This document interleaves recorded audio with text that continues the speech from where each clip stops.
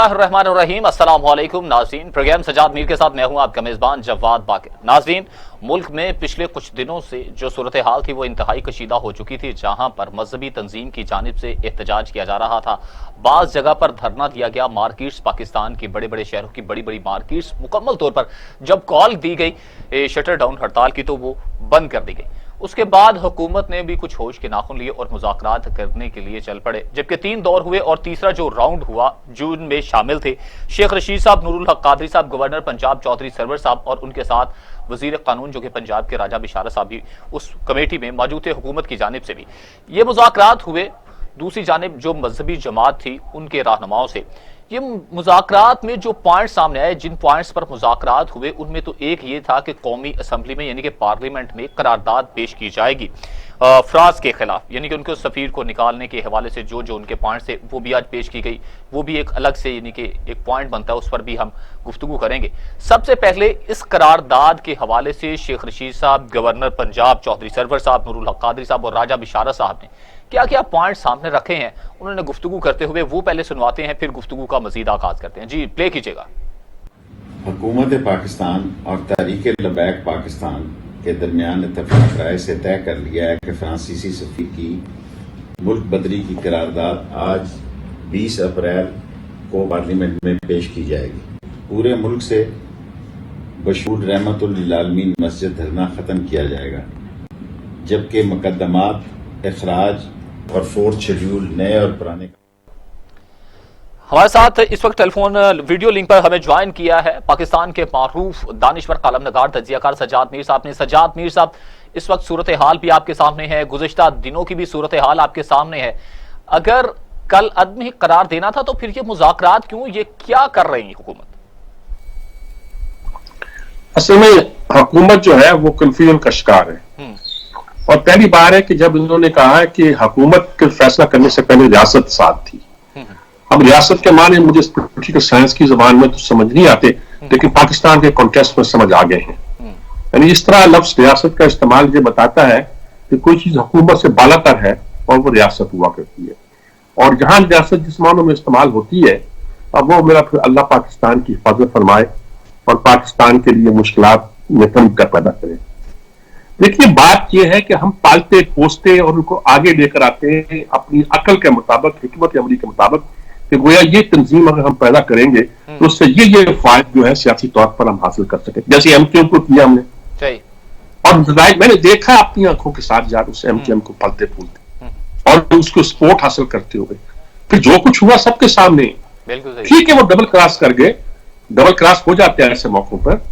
अब हमने एक तरफ से एक कभी होता है वो जो पख्तून इत्तेहाद वाले लोग थे, एक दिन हम उनकी तारीफ करते हैं, वो संतावन लोगों के, और पता नहीं क्या कुछ करते हैं, अगले दिन वो नारे लगाते हैं उल्टे सीधे, और फिर हम कहते हैं ये तो इंडिया के साथ से इनकी 500 अकाउंट बने हैं और वो चल रहे हैं। हमें अकल नहीं आती कि ये कहां से स्पॉन्सर हो रहा है, और हमें अकल आने के बजाय हम उनको सपोर्ट करते जाते हैं, फिर हम उलट जाते हैं, फिर हम चाहते हैं कि इनको काबू किया जाए।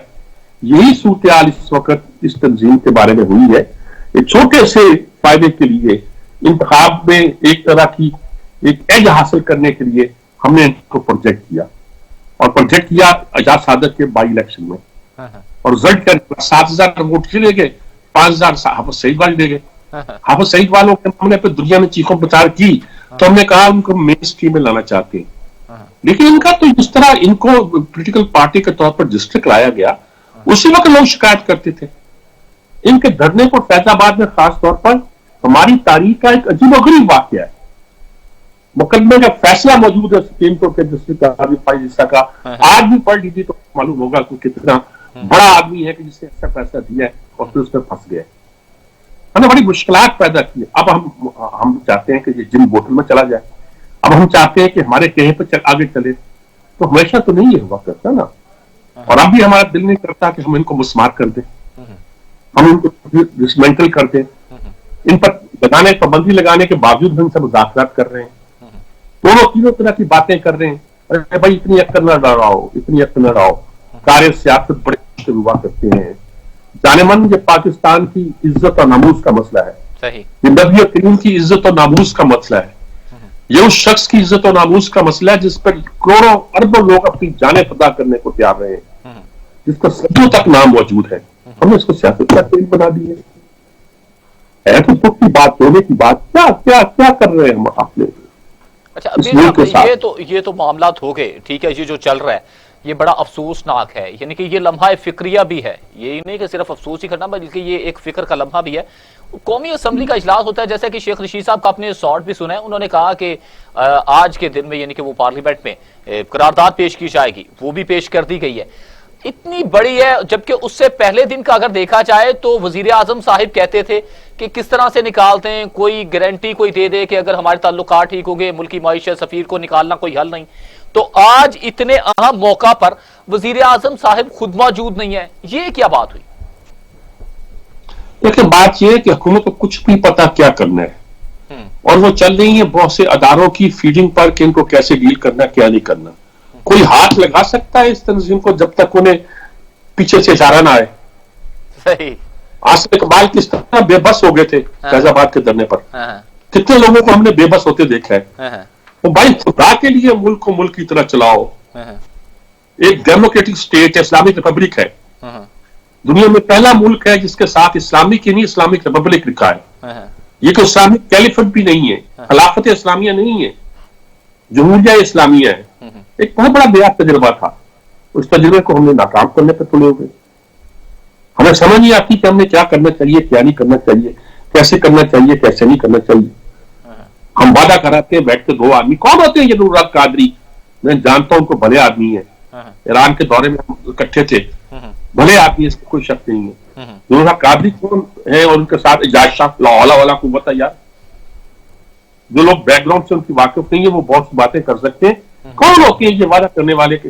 آپ ڈاج دیتے ہیں دوسرے لوگوں کو، ڈاج سے تو آپ کی نظام نہیں چلا کرتے، اس سے تو حکومت آگے نہیں بڑھا کرتے. بہرحال یہ بہت ہی افسوسناک صورتحال ہے، اور اس صورتحال پر جتنا بھی کیا جائے وہ کم ہے. اچھا آپ کیسے دیکھتے ہیں کہ جب یہ آج اجلاس ہو رہا تھا تو اس میں دو چیزیں ہیں جو سامنے آئی تھی.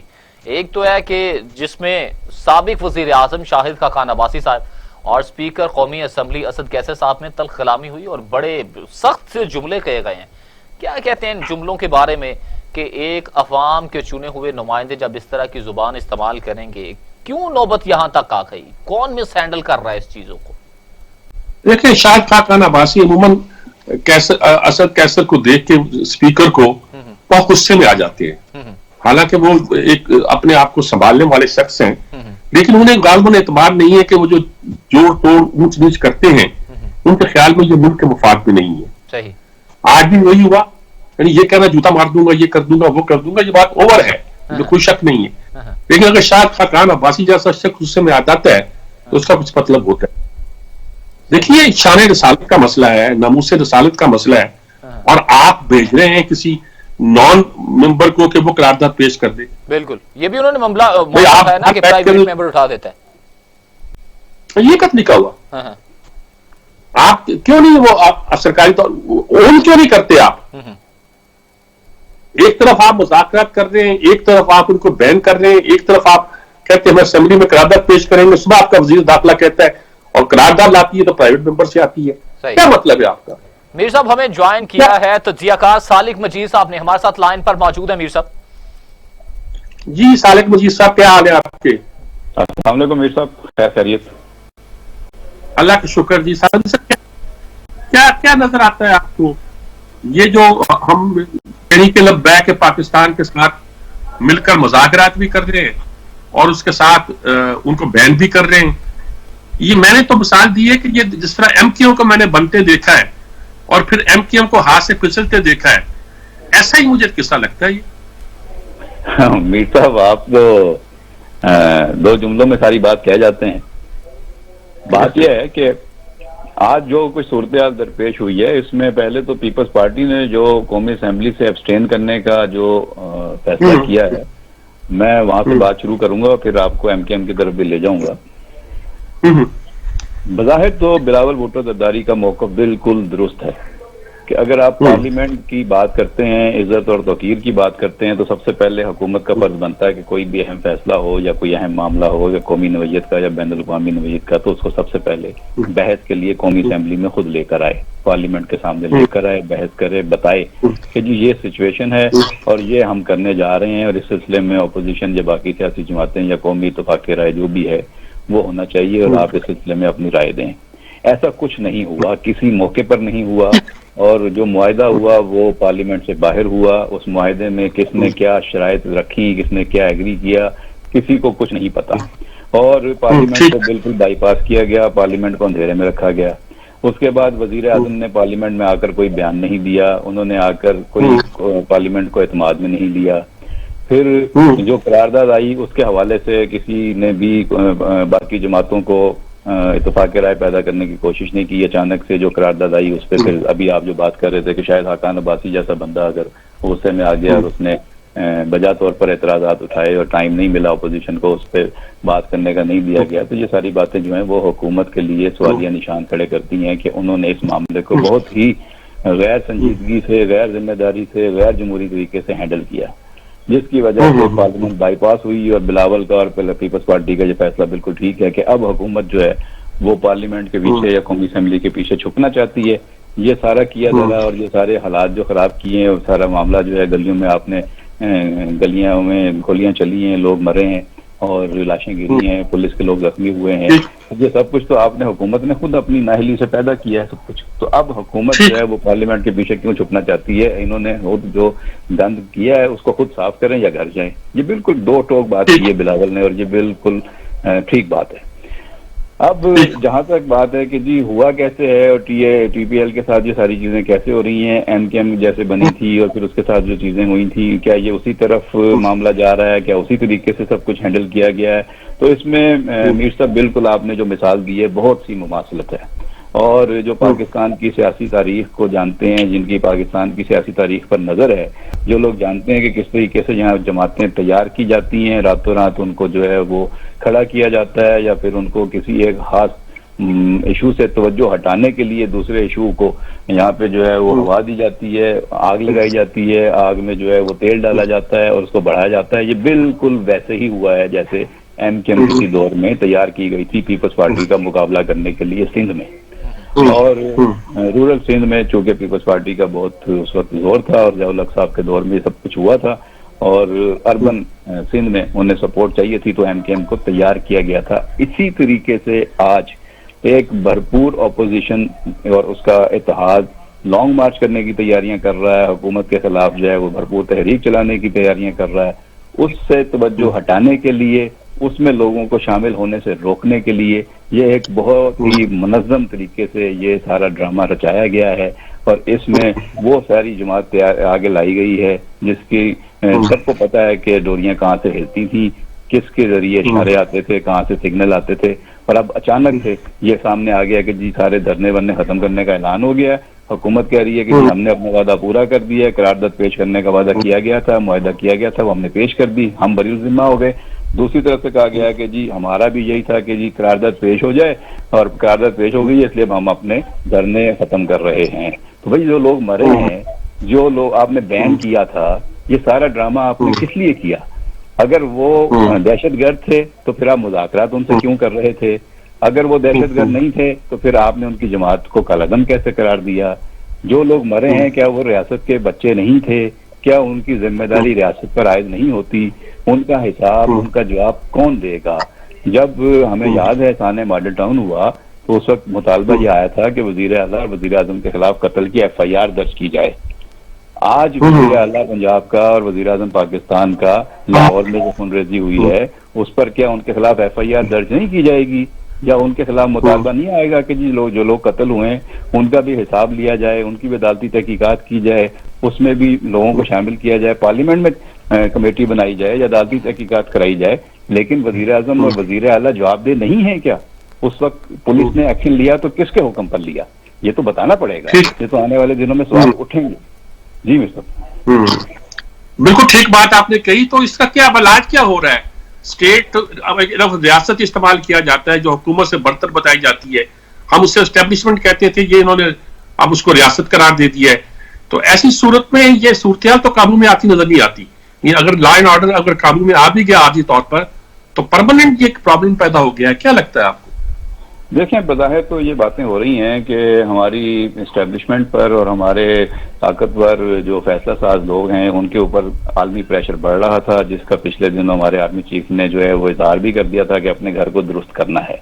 तो ये पूरा एपिसोड इस तनाजुर में भी देखा जा रहा है कि दुनिया को ये पैगाम दिया गया है कि हमारे फैसला साज लोग इन मजहबी इंतहा पसंदों के साथ नहीं हैं, हम इनके मुतालबात के साथ नहीं हैं, हम इनके खिलाफ ऑपरेशन कर रहे हैं, हम इनको कुचल देंगे या हम इनके इस तरह के मुतालबात को मानेंगे नहीं जो दुनिया के खिलाफ होंगे।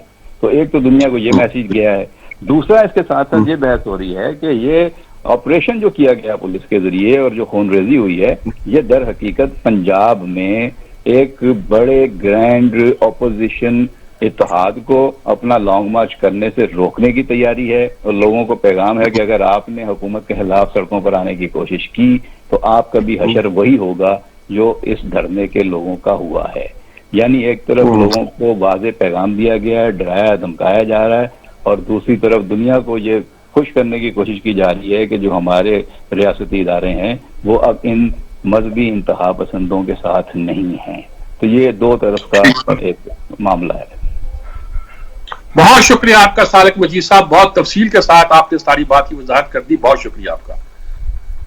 ये असल बात देखिए कि सालिक मजीद साहब ने बहुत तफसील के साथ कहानी सुनाई, एमकेएम के साथ जिस तरह बनी, उसका फिर क्या असर हुआ और कैसे इनको काबू किया जाता रहा, किया था। ये भी एक छोटे से मकसद के लिए बनाई गई थी। सही। और अब ये बड़ा हुआ, इसको इस्तेमाल किया जाता है बड़े बड़े कामों के लिए। 23 लाख वोट लगे थे इन इलेक्शन में, तो वह एक कुव्वत भी है जो इलेक्शन तलपट भी कर सकती है। 3 बंदे इनके असेंबली में है। पहले रजिस्टर कैसे हुई, वो समझ नहीं आती कि कैसे कौन सी पार्टी रजिस्टर हो सकती है, कौन सी नहीं हो सकती। वजारत के हमारे यहाँ सिस्टम जो है, निजाम जो है, कोई तरीकाकार बता सकता है कि ये एक जिस तरह इसको रजिस्टर किया गया वो किसी भी इदारे के लिए पॉसिबल था? उस वक्त हाफिज सईद साहब को तो रजिस्टर नहीं किया गया था, तो मुस्लिम लीग पता नहीं क्या नाम रखा था इन्होंने, वो तो रजिस्टर नहीं हुई थी। ये सारी बातें वो हैं कि लगता है कि अब इन पर प्रेशर है। हम प्रेशर ऐसा कभी फैटफ का नाम लेते हैं, कभी किस चीज का नाम लेते हैं। हम दुनिया के दबाव को कबूल करने की पोजीशन में नहीं है जी। अच्छा, अल्लाह पाकिस्तान मीर साहब, आप कैसे देखते हैं पीपल्स पार्टी ने ओपोजिशन का साथ क्यों नहीं दिया? पीपल्स पार्टी ये हरकत करती है। जब मुशर्रफ के जमाने में था, जब मुशर्रफ को इलेक्ट होने का 5वीं बार था, तो पीपल्स पार्टी ने आराम से एब्सटेन कर दिया था कि ये हम तो वोटिंग देंगे। फायदा क्या हुआ? फायदा हुआ। मीर साहब, आप पीपल्स पार्टी के मुतालिक आपका पॉइंट ऑफ व्यू लेता हूं। हमें ज्वाइन किया है जमात इस्लामी के रहनुमा फरीद पराचा साहब ने, हमारे साथ लाइन पर मौजूद हैं फरीद पराचा साहब। जी, अस्सलाम वालेकुम फरीद पराचा साहब। जी वालेकुम सलाम। मेरे साहब ठीक हैं?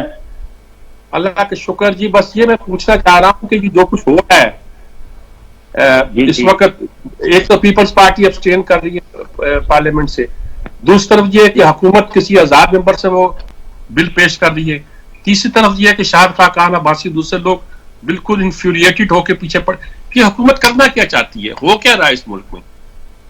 ये बिस्मिल्लाहिर्रहमानिर्रहीम, मामलात तो इस अंदाज के हैं कि जिस तरह से बेतदबीरी और नाअहली उसकी इंतहा है। यानी ये हुकूमत जो है ये नाअहली और मामलात को खुद ब खुद खराब करने की चैंपियन है।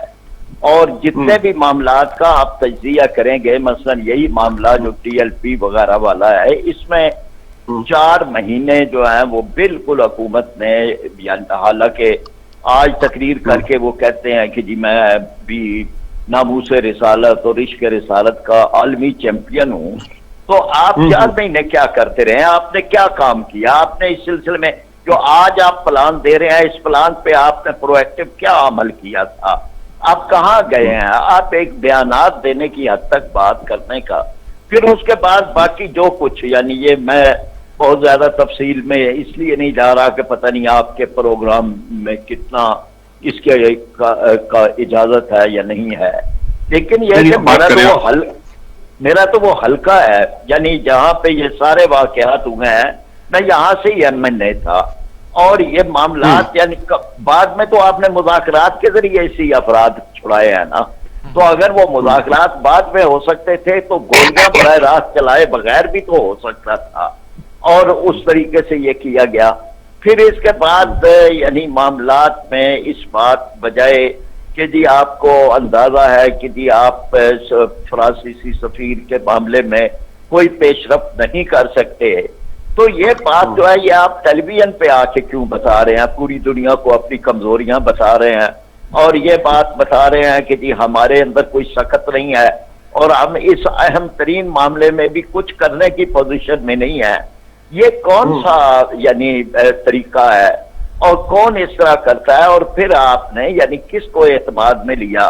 جن علماء کرام کو آج آپ مذاکرات میں ڈال رہے ہیں ان کو آپ پہلے بھی کر سکتے تھے۔ پھر اس کے بعد یہ کہ اگر آپ نے پرو ایکٹیو کچھ اور کام کیے ہوئے ہوتے تو یہ سفیر والا معاملہ شاید آپ نے آپ پیچھے رہ جاتا۔ تو مطلب یہ ہے نا کہ جی بحثیت مجموعی یہ بے تدبیری کی انتہا ہے، اور اب بھی معاملات میں ابھی تک نہیں اندازہ کہ جو کچھ انہوں نے اب معاہدہ کیا ہے اس پر کتنا عمل کیا ہے، کتنا نہیں کیا، کتنا کریں گے اور کب پھر کوئی صورتحال یہ ڈال دیں گے۔ شاید خاقان عباسی صاحب کو ایک سیریس آدمی سمجھا جاتا رہا ہے، لیکن جو کچھ انہوں نے آج وہاں کیا ہے یا اگر وہ رپورٹنگ اسی طرح کی ہے تو وہ تو بہت ہی افسوسناک ہے۔ بہرحال اسپیکر کا ایک اپنا مقام ہوتا ہے اور ایوان کا ایک اپنا ڈیکورم ہے، اس کو ہر صورت مد نظر رکھنی چاہیے۔ اور آپ نے درست کہی کہ شاید خاقان عباسی جو ہے وہ ایک سیریس آدمی گنے جاتے ہیں، لیکن یہ دوسری تیسری بار ہے کہ وہ اسپیکر کے مسئلے میں بہت زیادہ غصے میں آئے ہیں۔ کیا وجہ ہے؟ یہ بات یہ کوئی بات یعنی یہ دیکھیں نا، چاہے کچھ بھی ہو آدمی کا امتحان تو تبھی ہوتا ہے نا۔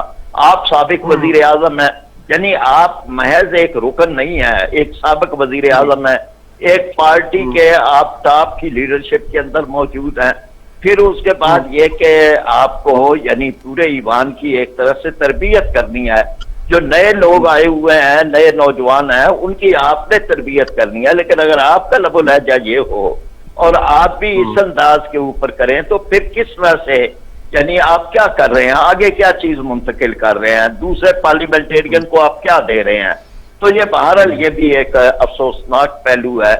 اور اس پہ پھر یہ ہے نا کہ جی جو یعنی ساری چیزیں میں پھر جو معاملات آتے ہیں وہ تو یہ ہے کہ عام آدمی ابھی بہت ہی غیر مطمئن ہے، اور جب عام آدمی حکومتوں سے غیر مطمئن ہوتا ہے تو ہر چیز وقوع پذیر ہو سکتی ہے، اور یہ معاملات جو ہے وہ اسی انداز کے اوپر آگے چل رہے ہیں۔ بالکل ٹھیک فرید پاچا صاحب، بہت شکریہ آپ کا، تفصیل کے ساتھ آپ نے اپنا مخصوص نقطہ نظر بیان کیا جو بالکل درست معلوم ہوتا ہے۔ اس پر غور بھی ہونا چاہیے، تدبر بھی ہونا چاہیے، پھر یہ ریاست چل سکتی ہے، پھر یہ حکومت چل سکتی ہے، پھر یہ پاکستان کا نظام چل سکتا ہے، ورنہ ہم مشکلات پہ گرے ہوئے ہیں۔ یہی کہہ سکتا ہوں باتوں پر۔ بات چل رہی تھی یعنی کہ فرید پاچا صاحب سے پہلے آپ کا پوائنٹ آف ویو تھا پیپلز پارٹی کے حوالے سے کہ پیپلز پارٹی نے ایک دفعہ سے پھر یو ٹرن سے کہہ لیں کہ ان کا ساتھ نہیں دیا، جہاں پر نون لیگ کھڑی ہوگی وہاں پر اب پیپلز پارٹی نظر نہیں آئے گی۔ نہیں، وہ سیاست کرتے ہیں وہ، اور ان کو پتہ ہے ایک تو ان کا نقطہ نظر یہ ہے کہ ایسی چیزیں جس میں مذہبیت آئے، چاہے وہ ناموس رسالت ہی ہو، اپنے آپ کو ڈسٹنس رکھا جائے۔ اچھا، پیپلز پارٹی کی بات چل رہی ہے، ہمیں جوائن کیا ہے پاکستان پیپلز پارٹی کے رہنما اورنگزیب برقی صاحب نے، ہمارے ساتھ لائن پر موجود ہے۔ جی السلام علیکم برقی صاحب۔ جی السلام علیکم میر صاحب، آپ خیریت سے ہیں؟ اللہ کا شکر۔ برقی صاحب یہ کیا مسئلہ ہے؟ پیپلز پارٹی ابسٹین کر رہی ہے ناموس رسالت جیسے اہم مسئلے پر، کیوں کر رہی ہے؟ سر ہم نے تو یہ مسئلہ پیپلز پارٹی نے تو 73-74 میں ہی حل کر دیا تھا، تو آپ کو پتا ہے کہ جس کی ایک وجہ یہ بھی تھی جس کی وجہ سے شہید بھٹو صاحب کو شہید کیا گیا، ان کے مطلب ہے نیوکلیئر کے علاوہ یہ بھی ایک مسئلہ تھا جو کہ لوگوں جو کہ مطلب ہے پاورز ٹو بی اور powers which had been they wanted to take revenge from شہید بھٹو صاحب۔ تو ہمارا تو مسئلہ ہی نہیں، ہم تو کہتے ہیں کہ یہ معاملہ طے ہو چکا ہے، مسئلہ حل ہو چکا ہے، اب اسے بار بار ریپیٹ کرنا آئی ڈونٹ نو یہ کس کی چال ہے امیر صاحب۔ اس طرح تو ملک نہیں چل سکتے کہ کسی کے کہنے پہ سفیر کو نکال دو، نوٹ ریلائزنگ کہ یہ پرانے پاکستان ایک تو غریب بڑا ملک ہے، لوگوں سے ترلے کر کے پیسے لیتا ہے، اسلحہ ہمارے پاس ہے نہیں، ہم نے فرانس سے بھی لینا ہے اور دوسرے ملکوں سے بھی لینا ہے، تو ایک آدمی کھڑا ہو جائے اور کہے جی اس کو نکال دو، بہت ویکنس ہے گورنمنٹ کی، دے شوڈ ریزائن. کسی اور ملک میں ایسا ہوتا تو پرائم منسٹر ریزائن کر چکا ہوتا، آلریڈی کر چکا ہوتا. He would have called new fresh elections. بہت ہی مجھے سمجھ آ رہی.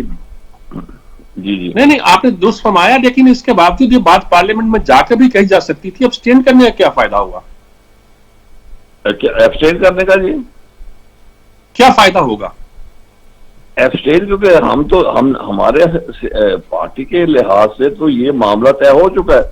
اب پارلیمنٹ میں لانا تھا تو مذاکرات سے پہلے لے کے آتے، پہلے مشورہ کرتے پارلیمنٹ سے. یہ وجہ ہے کہ پارلیمنٹ کو اعتماد میں لیتے جی کہ یہ ایسا ہے، یہ لوگ کون ہیں، کدھر سے آیا، فائنینسنگ ان کو. میر صاحب ابھی ہم الحمدللہ ایسی ایج پہ ہیں اور اتنے ہم نے ہسٹوریکل پیسیجز گزارے ہیں کہ آپ کو اس کوئی فائنینس ایک ملک تو نہیں کر رہا، انہیں فائنینسنگ کدھر سے ہو رہی ہے، مگر گورنمنٹ خاموش ہے. وائی مطلب ایسے کل کو میں کھڑا ہو جاؤں بدماش بن کے تو میری بات مانیں گے. یہ تو بڑا فرم ڈیسیجن لینا چاہیے تھا، فرملی اسے ڈیلٹ کرنا چاہیے تھا اور انہیں پاکستان آرمی کو کال کرنا چاہیے تھا. They should have called the army to restore the اپنا لا اینڈ آرڈر. یہ پتہ نہیں کیا مجھے تو سمجھ نہیں آ رہی کہ اتنی بدماشی شروع ہوئی ہے. اور میر صاحب ان میں سے میں کیونکہ وہ جہاں علاقہ وہ دیکھا ہوا میں نے وہاں سلیکشن بھی 2-3 دفعہ لڑی ہے یہ چوکی ٹیم خانہ سے. بچے یہ وہ لوگ ہیں جو کل آپ جلوس نکالیں، روٹی پانی کا بندوبست کریں، یہ بچے آپ کے ساتھ چل پڑیں گے، میں نکالوں میرے ساتھ چل پڑیں گے. جو اصلی دہشت گرد قسم کے لوگ ہیں وہ تو مٹھی بھر ہے اور انٹیلیجنس ایجنسیز کو معلوم ہے کہ کون کون لوگ ہیں. پکڑ لیں انہیں. جو سعودی عربیہ سے پیسے لیتے ہیں، جو یو اے ای سے پیسے لیتے ہیں، کس کو نہیں پتا کون کدھر سے مولوی پیسہ لیتا ہے. یہ اتنی مطلب ہے کہ گھٹنے ٹیک دینے میں تو حیران ہوں جی. بہت شکریہ آپ کا بھٹی صاحب، بہت شکریہ آپ کا. بالکل درست بات ہے جی. دیکھیں یہ ہے پیپلز پارٹی کا مخصوص نقطہ نظر. وہ ایک انڈیپینڈنٹ پروگریسو لبرل جماعت ہے اور ان مسائل پر بھی وہ اپنا ایک نقطہ نظر رکھتی ہے. اس کو بیان کرنے میں اس طریقے سے کام لیتی ہے. وہ ہر قسم کے تشدد دہشت گردی جو ہے اس کے خلاف ہے، اس پہ کوئی شک نہیں ہے، لیکن اس مسئلے پر وہ اپنے آپ کو انوالو نہیں کرنا چاہتی. پھر بھی اس کے بہت سے ارکان بہت سی باتیں کہہ جاتے ہیں جو ہو سکتا ہے کہ عام سیاسی جماعتوں کا مرکز جو کہنے سے اجتناب کرے. یہ سب پیپلز پارٹی کی ہمت جرت کہہ لیجیے یا اس کی حکمت عملی کہہ لیجیے، کچھ بھی کہہ لیجیے. بہرحال یہ ساری صورتحال ایسی ہے جس پر ہمیں تشویش تو ہے اور اس تشویش کا اپائے کیا ہے یہ میں کچھ نہیں کہہ سکتا. صحیح ہے. میر صاحب ہمیں بریک پر جانا ہے. اپنے ناظرین کے ساتھ ایک سوال رکھتا چلوں کہ جس پر وزیر اعظم عمران خان صاحب نے کہا ہے کہ مسلم ممالک کو اس چیز پر یک زبان کرنا ہوگا کہ گستاخ نبی کو کڑی سے کڑی سزا دی جائے. اس پر تمام مسلم ممالک کو یک زبان کرنے میں وزیر اعظم عمران خان صاحب کیا کامیاب ہو سکیں گے کہ یہ نہیں ہو سکیں؟ کیا وہ سٹیج پر کھڑے ہیں؟ اس پر گفتگو کریں گے ایک بریک کے بعد. ہمارے ساتھ رہیے.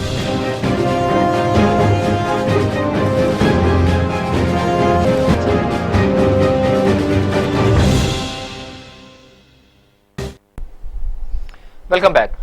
بریک پر جانے سے ناظرین پہلے بات ہو رہی تھی کہ قومی اسمبلی میں فرانس کے خلاف جو قرارداد پیش کی گئی ہے اور دوسری جانب اس پر کیا کیا معاملات چل رہے ہیں، اپوزیشن کہاں پر سٹینڈ کر رہی ہے، پیپلز پارٹی کہاں سٹینڈ کر رہی ہے اس تمام معاملات میں اور حکومت کہاں سٹینڈ کر رہی ہے. میر صاحب کیسے دیکھ رہے ہیں؟ وزیر اعظم صاحب نے کہا کہ تمام مسلم ممالک کو یک زبان اور یکجا ہو جانا چاہیے اس معاملے میں، اس کے لیے یعنی کہ اب محنت بھی کرنی چاہیے.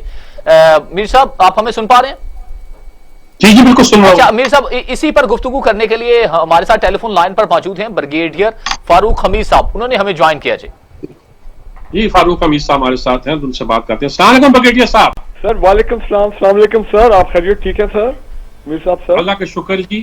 اچھا میں سوال یہ کر رہے ہیں کہ کیا ہم کہتے ہیں کہ self assume leader of the Muslim world بننا چاہ رہے ہیں کہ ہماری قیادت میں میری قیادت میں لے کے سب کو چلوں گا، مسلم امہ ان کو لیڈر مان لے گی؟ बिस्मिल्लाहिर्रहमानिर्रहीम। मेरा नहीं ख्याल है, क्योंकि मुस्लिम उम्मा इतनी डिवाइडेड हो चुकी, उनके अपने इतने इंटरेस्ट आ गए हैं, regional interest, security interest, economic interest, और फिर वो बादशाहत है आधे मुल्कों में। मेरा नहीं ख्याल है कि वो इमरान खान हो जाए या जिस तरह अर्दोगान है टर्की के, या जब पैसे महातिर साहब होते थे। मेरा नहीं ख्याल है कि वो इनके पीछे चलेंगे, और उनकी तो कोशिश ये होगी कि बात ठीक है, वो प्रोसेशन निकाल लो, प्रोटेस्ट कर लो। हाँ, अर्दोगान साहब जो हैं वो चलने वाले हैं, उन्होंने अपने प्रैक्टिकल अपना स्टेप भी लिए हैं इस हवाले से। नहीं, मतलब ये आप self assume leader of the Muslim world बनते हैं, कैसे बनते हैं आप? नहीं, मुश्किल है आप इतनी जी, वो इसलिए कि इमरान खान ने शायद वो या अर्दोगान ये वाहिद दो लीडर हैं जिन्होंने यूनाइटेड नेशन पे भी जाके पिछले 2-3 सालों में इस्लाम फोबिया के बारे में बात की है, गुस्ताखाने जिन्होंने ब्लास्फेमी की है हजरत मोहम्मद सल्लल्लाहु अलैहि वसल्लम पीस के पाने में, उनके बारे में जो कार्टून और ये चीजें आती रही हैं, तो ये काफी खुल के बात करते थे, इसमें तो कोई शक नहीं है। और यही वजह है कि वो इंटरनेशनल कम्युनिटी हो सकता है इनकी बात पसंद ना करना, वो कोशिश कर रहे हैं कि जनाब हम कोई इंटरनेशनल लॉ लेके आए जिसके अंदर फिर या इंटरनेशनल कोर्ट ऑफ जस्टिस में जाएं, वहां पर जाके कोई ये कहें कि जनाब यूनिवर्सल लॉ होना चाहिए कि इस्लाम फोबिया और ये किसी भी मजहब के प्रॉफिट जो है उनके खिलाफ कोई जो है इस तरह की गुफ्तगू और ये चीजें नहीं होनी चाहिए। तो ये एक लंबा प्रोसेस है, लेकिन बहरहाल पूरी दुनिया का फोकस तो है इस वक्त अपना पाकिस्तान पे। मैं 2-3 बातें क्विकली कहूंगा मीर साहब। पहला तो ये है कि मैं समझता हूँ कि ये सूरत हाल जो है ना, ये मिस हैंडल हुई है, नौबत यहाँ तक नहीं आनी चाहिए थी। 5 दिन में यकीन जाने बड़ी दिल को तकलीफ हुई है, दोनों तरफ से एक दूसरे पे हमले हुए हैं और कत्ल गारत और लड़ाई मार कुटाई टॉर्चर ये तमाम चीजें पुलिस वालों को मुझे तो नहीं याद है कभी पंजाब पुलिस के साथ इस तरह हुआ हो पाकिस्तान की तारीख में, मुझे याद नहीं। मुझे तो सिर्फ मॉडल टाउन याद है जब उन्होंने मिनहाजुल कुरान पे हमला किया था। बट हैविंग सेड दैट मैं ये समझता हूँ कि हमारे जो मोहतरम शेख रशीद साहब हैं, आई डोंट नो कि वो पहले भी एक वो उन्होंने टीयर गैस शेलिंग कर दी इस्लामाबाद में, ये पीसफुल प्रोटेस्टर्स थे, और फिर कह दिया, ये आज से चंद महीने पहले की बात, और कह दिया कि हमने टीयर गैस उन पे टेस्ट की है। तो शेख साहब जो है, वैसे तो आपको मालूम है कि मैंने तो उनको, मेरे तो क्लास फेलो उनको तो मैं जानता हूँ गवर्नमेंट कॉलेज के दिनों से कि वो तो पक्के रिलीजियस राइट वाले आदमी हैं। उनकी कॉन्स्टिट्यूंसी तो है ही अपना रिलीजियस राइट की। ये लोग जो पिंडी में खासकर है, पता नहीं उन्होंने कैसे इजाजत दे दी कि ये सूरत हाल पैदा हो जाए कि टीएलपी के लोगों को, बेशक उन्होंने रिट ऑफ द स्टेट को चैलेंज किया वगैरह वगैरह, लेकिन पीसफुल प्रोटेस्ट होते हैं। अलामा खादिम के रिजवी के डेस्क के ऊपर आपने देखा कितने लाखों का प्रोसेशन था, कुछ नहीं हुआ, गमला भी नहीं टूटा। उससे पहले भी जो अपना फैजाबाद का था उसमें थोड़ा टुक टुक हुई थी, लेकिन वो भी उसके बाद दे डिस्पर्स पीसफुली। तो अगर इनको छेड़ा ना जाता और इनको पीसफुल प्रोटेस्ट कर देते तो मेरा ख्याल है वो बेहतर था। लेकिन मीर साहब एक इंपॉर्टेंट बात मैं कहने लगा, मैंने ट्वीट भी किया है, मैं सोचता रहा कि पीपल्स पार्टी को क्या हो गया है, ये क्यों नहीं नेशनल असेंबली में आई? ये तो एक कौमी एक मतलब ये कि क्या पीपल्स पार्टी जो है वो आशिक रसूल में वो लोग नहीं आते हैं? फिर मेरा ज़हन चला गया उन चीजों पे जो कि जरदारी साहब बड़े मशहूर थे माजी में। आपको मालूम है कि जब पाकिस्तान में 2010 के फ्लड्स आए थे, इनके बड़े फ्रेंच कनेक्शंस हैं। ये हेलीकॉप्टर में जनाब हम यहाँ पे फ्लड भुगत रहे थे 2010 में, ये फ्रेंच हेलीकॉप्टर में जनाब पेरिस से जा रहे अपना, इनका जो पैलेस और शट्यू है अभी पता नहीं है या नहीं, पेरिस के बाहर बड़ी से नामा पड़ा था, साउथ पंजाब में था जी। नहीं, मैं पेरिस के साउथ में इनका जो एक शट्यू पैलेस है, तो उसमें बड़ी खबर थी पाकिस्तान में कि यहाँ ये हो रहा है। बल्कि गार्डियन अखबार ने तो ये खबर लगा दी, आज सब लोगों ने फिर निकाली पुरानी चीजें कि पाकिस्तानी प्रेसिडेंट जो है वो सैर कर रहा है, well Pakistan is getting drowned, यानी कि हम डूब रहे हैं उसमें फ्लड्स में। और दूसरी अगर आपको याद हो कि तो कहने का मतलब इनके कनेक्शंस हैं, फ्रेंच कनेक्शंस बड़ी दौर से हमें मालूम है, सबको मालूम है। फिर आपको पता है अगस्ता सबमरीन की जो डील हुई थी उसमें आज तक फ्रांस की जो लीडरशिप है, उनके ex prime minister, x attorney general, ब्ला ब्ला इस किस्म के लोग, उनकी अब जाके केसेस मुकम्मल हुए ट्रायल और उनकी कन्विक्शन हुई और अभी कुछ और के केसेस चल रहे हैं। और आपको मालूम है कि अगस्ता डील में जरदारी साहब का नाम जो है बहुत उठा था। वो लगा बात है कि पाकिस्तान में ना वो विल है, ना डिटर्मिनेशन है, ना वो लीगल सिस्टम है। तो मैं ये समझता हूँ, जो कहना मैं चाह रहा हूँ, میں سمجھتا ہوں کہ یہ جو بلاول نے ٹویٹ کی ہے کہ جناب ہم سے دھوکہ کیا گیا, یہ ہمیں پہلے انوالو نہیں کیا, تو اب بھگتو, اب خود ہی اس کو کرو, یہ تمام معاملہ کو, یہ ایک کور ہے. ایکچولی زرداری فیملی کا French connection is very strong. پتہ نہیں کتنے ان کے اربوں روپے ابھی بھی وہاں پہ فرانس میں پڑے ہیں, جو بھی اللہ بہتر جانتا ہے. میرا خیال ہے وجہ یہ تھی کیونکہ اگر, اور آپ کو پتا فرینچ کو سب پتا ہے, دے نو اٹ, کہ یہ اگسٹا سب مرین ڈیل میں زرداری صاحب کا کیا رول تھا, سب معلوم ہے, ہمیں بھی معلوم ہے. علیحدہ بات ہے, ان کو یہاں پہ کچھ معاملہ چلے نہیں آگے. تو یہ وجہ ہے کہ کانفلکٹ آف انٹرسٹ ہے, جس کی وجہ سے زرداری فیملی جو پیپلز پارٹی کو کنٹرول کرتی ہے آئیڈیولوجیکلی, جو بھی آپ کے ہر طریقے سے پولیٹیکلی, انہوں نے اس کو بوائیکاٹ کیوں, کیونکہ فرینچ کے establishment, French government, French leadership, French political establishment کے لیفٹ سائڈ پہ وہ نہیں آنا چاہتے اس وقت.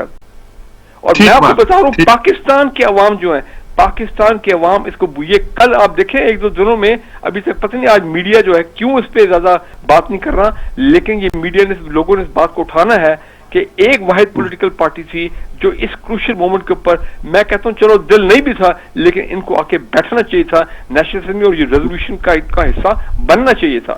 اور مجھے تو ریزولوشن بس ایک یاد آتی ہے, نواز شریف صاحب کے دور میں یمن کے اوپر, میر صاحب اگر آپ کو یاد ہو, کیا وہ ریزولوشن تھی, کنسنسل ریزولوشن تھا, 9 پوائنٹس تھے. پارلیمنٹ نے کہا تھا کہ اس وقت کی پارلیمنٹ نے کہ ہم یمن کی جنگ میں نہیں جائیں گے, سعودی ہم سے ناراض ہو گئے تھے, تو میں ان کو چاہیے تھا پہلے یہ کرتے. یہ جو ٹی ایل پی کو بین بھی کیا ہے, پارلیمنٹ میں ڈیبیٹ ہوتا, تمام پارٹیز کو آن بورڈ لیتے, اور پھر جا کے بہت جلد بازی میں انہوں نے ٹی ایل پی کو بین کیا. اب اسی کے ساتھ ان کو بیٹھ کے نیگوشیٹ کرنا پڑ رہا ہے. یہ بھی مجھے بڑا, اس سے بھی مجھے بڑا دکھ ہوا ہے. لیکن over all T L P والے ہمارے بھائی ہیں, ہمارے پاکستانی شہری ہیں, ہمارے دیکھیں نا, they are common Pakistani citizens.